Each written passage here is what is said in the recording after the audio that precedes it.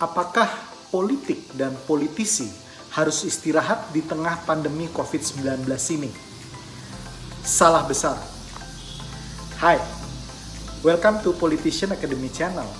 Kali ini kita akan membahas sebuah topik yang menarik, yaitu tentang politisi di tengah pandemi COVID-19. Mari kita simak bersama.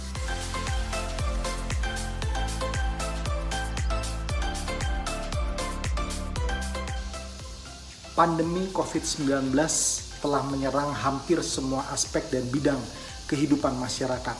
Tidak ada satupun profesi yang kebal terhadap efek dari COVID-19 ini.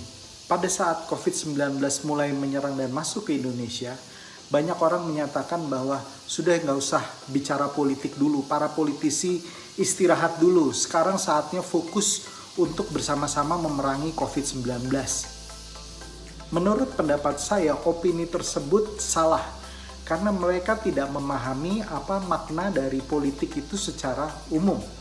Politik adalah tentang kekuasaan, dan salah satu tujuan dari kekuasaan tersebut adalah melindungi kepentingan masyarakat serta memberikan kebijakan publik yang bisa melindungi serta memberikan manfaat bagi kehidupan hajat hidup orang banyak. Dan kita tahu semua bahwa pandemi COVID-19 ini mempengaruhi hampir semua warga negara Indonesia. Disinilah letak strategis dari politik itu sendiri, serta peran strategis dari politisi. Karena di sini dia harus merencanakan, menyusun kebijakan, menjalankannya, serta mengevaluasi kebijakan tersebut agar bisa membantu dan menolong sebanyak mungkin masyarakat yang menjadi penduduk di negara tersebut. Nah, dalam vlog kali ini saya akan membahas mengenai apa peran yang bisa dilakukan oleh politisi di tengah pandemi COVID-19 ini. Sebelum membahas, saya membagi politisi ini ke dalam dua kubu, di mana satu kubu adalah mereka yang memegang kekuasaan, mereka yang sedang berkuasa, in power, sedangkan politisi yang satu lagi, di kubu satu lagi adalah politisi yang tidak memegang kekuasaan, artinya dia berada di luar pemerintahan. Yang bisa dilakukan oleh politisi, apakah dia di kubu pemerintahan atau di luar pemerintahan, adalah fokus memerangi COVID-19. Bagi mereka yang berada di pemerintahan, mereka mendapatkan kemewahan untuk bisa merencanakan dengan baik, untuk bisa mengeksekusi dengan baik kebijakan-kebijakan untuk memerangi COVID-19. Tentu saja semua aspek harus dipikirkan, bukan hanya keterkaitannya dengan infrastruktur kesehatan, mengenai fasilitas tenaga medis, mengenai infrastruktur rumah sakit, alat rapid test, ventilator, dan lain sebagainya, tetapi juga berkaitan dengan efek samping dari COVID-19 ini yang menimpa kehidupan sosial, ekonomi, budaya masyarakat. Jadi mereka yang berada di dalam pemerintahan mempunyai tugas yang jauh lebih berat untuk merumuskan serta menjalankan policy ini semua. Dalam hal merumuskan serta menjalankan kebijakan, ada satu hal yang cukup sulit dilakukan di Indonesia, yaitu masalah koordinasi. Koordinasi ke dalam dan ke luar negeri, koordinasi antar kementerian, koordinasi antara pemerintah pusat dan pemerintah daerah. Sekian banyak koordinasi yang harus dilakukan dan harus kompak dalam menjalankan kebijakan melawan COVID-19 ini. Karena kebijakan yang sifatnya ego sektoral atau hanya memikirkan bidang-bidang tertentu saja, ini akan membingungkan masyarakat karena pejabat-pejabat yang di lapangan akan mengeluarkan statement atau kebijakan yang berbeda-beda. Catatan lain untuk politisi yang berada dalam pemerintahan adalah kebijakan yang sudah dikeluarkan atau dilaksanakan harus senantiasa dievaluasi. Kita harus melihat bagaimana pelaksanaannya dan bagaimana respon masyarakat terhadap kebijakan yang sudah dijalankan tersebut. Nah, lalu bagaimana dengan politisi yang ada di luar pemerintahan? Tugas mereka yang pertama adalah mereka menggalang kepedulian, menggalang dana, menggalang resources yang ada untuk membantu masyarakat secara langsung. Karena tidak mungkin tugas seberat ini dilakukan oleh pemerintah semuanya. Jadi mereka yang berada di luar pemerintahan pun harus bisa menggalang kepedulian dan empati dari masyarakat.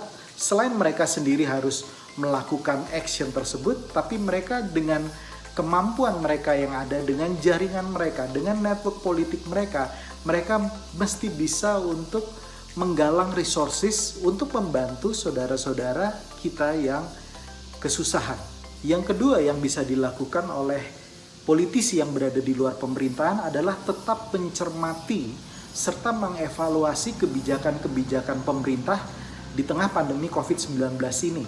Karena bukan tidak mungkin pemerintah melakukan kekeliruan, pemerintah melakukan kesalahan, pemerintah melakukan kekeliruan koordinasi atau bahkan tidak tepat antara apa yang menjadi statement dari kepala pemerintahan atau presiden hingga di level bawahnya. Sehingga di sini para politisi yang berada di luar pemerintahan, salah satu tugas mereka adalah mencermati dan mengevaluasi kebijakan yang dilaksanakan oleh pemerintah ini, memberikan feedback, memberikan masukan secara kritis dan konstruktif, di samping juga memberikan solusi terhadap permasalahan yang ada kepada pemerintah.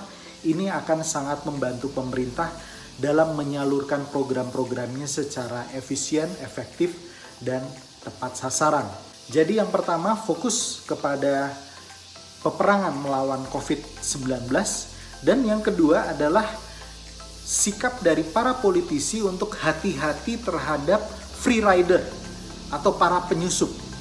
Free rider atau penyusup itu adalah mereka yang mempergunakan momen pandemi COVID-19 ini untuk mencari keuntungan sebesar-besarnya bagi mereka, kelompok mereka, atau bahkan pribadi. Para free rider dan penyusup ini tidak segan-segan untuk memaksakan agendanya, tidak segan-segan untuk mengambil keuntungan sebanyak-banyaknya dari kebijakan pemerintah tersebut untuk kepentingan kelompok dan pribadinya. Siapa para free rider tersebut? Mereka adalah orang-orang yang memainkan harga, misalnya harga APD, harga masker, harga ventilator. Mereka yang mengambil keuntungan dari ekspor rapid test atau ventilator atau alat-alat kesehatan lainnya. Mereka yang menaikkan harga tidak karuan untuk produk-produk pangan, untuk harga-harga sembako, apalagi di tengah bulan Ramadan seperti ini. Mereka tidak segan untuk memaksakan agendanya di tengah pandemi COVID-19. Misalnya seperti yang kemarin baru saja terjadi, pemaksaan untuk pembahasan Undang-Undang Cipta Kerja di tengah layoff atau PHK massal yang terjadi, di tengah buruh-buruh yang banyak dirumahkan. Hal ini adalah sangat-sangat tidak tepat. Tetapi alhamdulillah Presiden Jokowi sudah memutuskan untuk menunda pembahasan Undang-Undang Cipta Kerja. Dan syukurlah Menteri Keuangan Sri Mulyani berhasil dan berani mengalokasikan kembali dana yang seharusnya dipakai untuk membangun ibu kota negara yang baru untuk dana memerangi COVID-19. Dua policy pemerintah tersebut menunjukkan keseriusan pemerintah untuk fokus memerangi COVID-19, dan yang kedua menghindari free riders untuk banyak masuk ke dalam agenda-agenda politik di tengah peperangan menghadapi COVID-19 ini. Free rider lain yang saya lihat di sini adalah buzzer-buzzer yang terus berusaha untuk saling menjatuhkan, apakah itu berada di dalam kubu pemerintahan atau di luar pemerintahan. Nah, para buzzer yang dibayar ini itu seakan tidak peduli dengan kondisi yang terjadi sepanjang misi mereka bisa diselesaikan.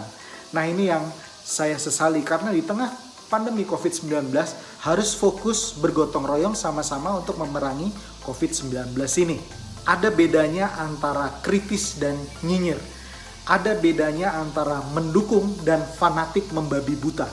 Jadi ini harus dibedakan, dan saya harap semua teman-teman juga bisa kritis membedakan ini dan tidak terlibat di dalam sebuah polemik yang tidak jelas, tidak menentu arahnya, yang tujuannya hanya untuk saling menjatuhkan.